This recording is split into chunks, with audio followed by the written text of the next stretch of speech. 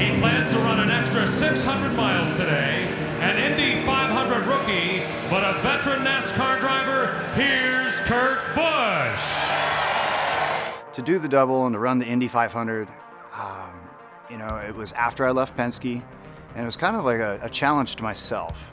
It was a challenge also like, hey Roger, I know I can do this. And I was in a spot in my career where I was trying to find my way with my second half of NASCAR. I had just done the NHRA drag racing car and qualified in with a pro stock car. And at that time in my life, I just liked big challenges.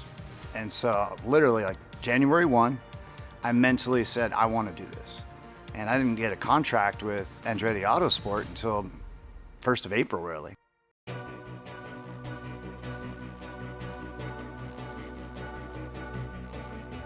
And I guess the biggest anxiety was trying to hold it wide open for 4 corners straight. And Michael Andretti said, all right, what's the easiest corner here at Indy?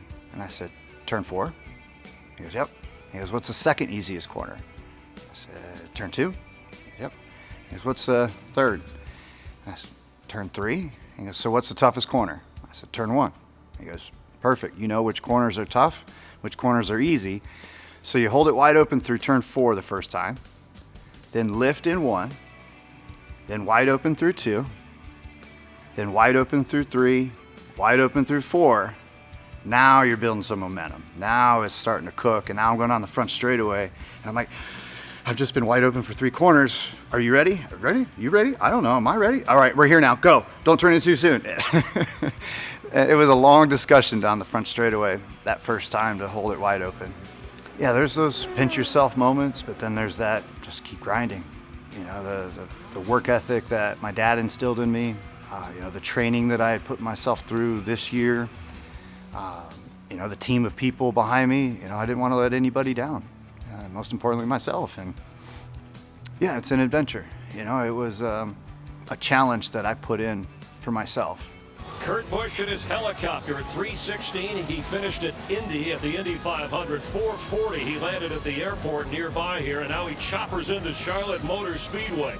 I'm feeling great. The adrenaline's kicked in, and here we are at the 600, and I almost have to forget that I've run 500 miles earlier and just zone in with the 2 portions of today's race, daytime and nighttime with the Haas Automation Chevy. So, yeah, I had to block out those emotions. You know, of that excitement of, dude, wait, hold up, still got 600 miles.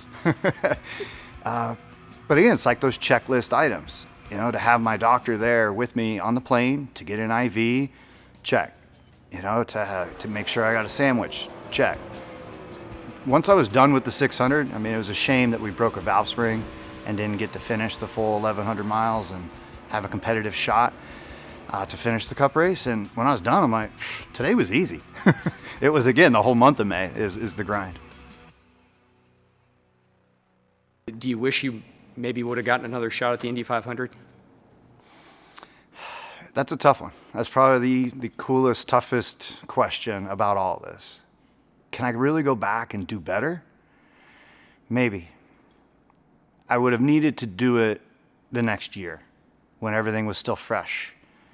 Maybe I needed to run another oval race to find more things to put in my toolbox. But I feel fulfilled. I don't think I can do any better than that 6th. I represented the stock car world as best as I could. And to get that thumbs up and the pat on the back from the NASCAR world, it helped me refocus and put more of my energy back into the Cup car and try to push in the second half of my career. I think I just can definitely lean back and say I did everything the best that I could, and I gave it all. I gave it 100%. Today, a very important day for none other than Kyle Larson, the precursor to him attempting his double for the 108th running of the Indianapolis 500. And what was your reaction to Larson when you heard he was going to do it? Well, he's the guy for the job, you know? Like, all of us are fans at some point, right? And when you hear a guy like Larson running all these different races all around dirt, asphalt, road courses, you name it, like, he's the most versatile type of guy that our generation will ever see. Similar to the days of AJ Foyt or Andretti, you know, jumping into anything and having success.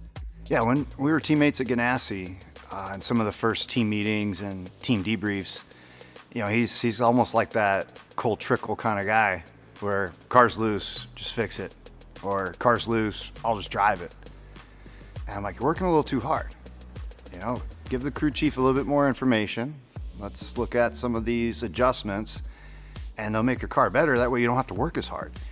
The evolution with him and his professionalism and then his perfecting the craft, it's made him a competitor that none of us ever wanted to see. He is that good. So I'm rooting him on. I think it's great. I think he'll do really well. Again, it's just a matter of just staying away from those oddities and making sure you stick with the fundamentals. Hi folks, Lee Diffie from NBC Sports here. If you truly enjoyed what you just watched, you can get more news, interviews, and highlights by subscribing to the Motorsports on NBC YouTube page. You can get it all, so go for it.